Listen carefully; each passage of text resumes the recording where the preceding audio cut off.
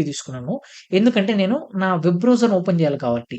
And balance ఇక్కడ round robin ఇచ్చాను. అంటే రాండమ్‌గా ఏదో ఒక సర్వర్‌కి నా రిక్వెస్ట్ అనేది వెళ్తుంది. అది ఎక్కడికి వెళ్తుంది? ఇక్కడ ఆప్షన్ ఇచ్చాను చూడండి. ఆప్షన్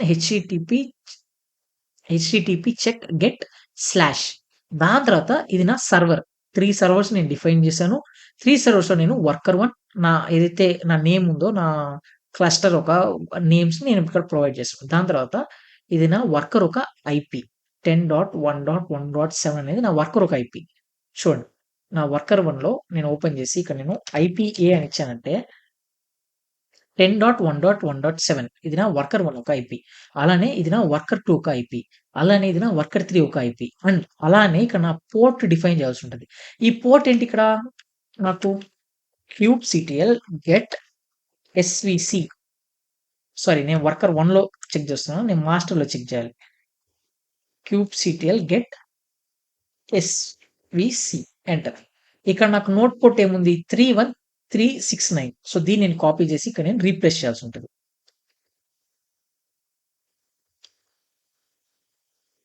సో ఇక్కడ నేను రీప్లేస్ చేశాను.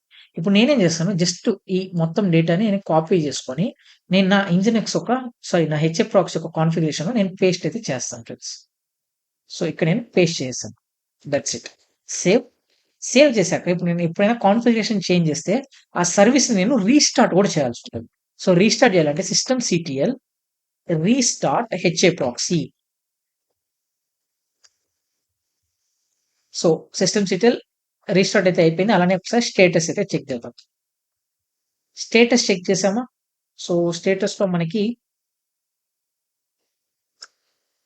వర్కర్ 3 డౌన్ అని చూపిస్తుంది. వర్కర్ 3 డౌన్ ఎందుకంటే నేను పవర్ ఆఫ్ చేసి పెట్టాను.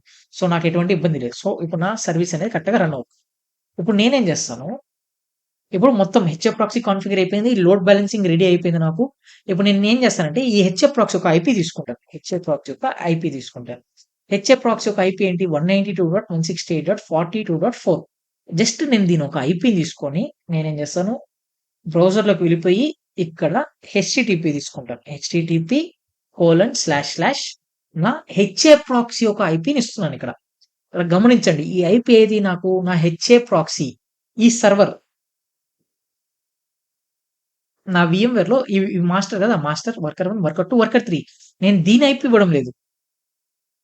నేను సెపరేట్‌గా ఒక సర్వర్ క్రియేట్ చేశాను కదా!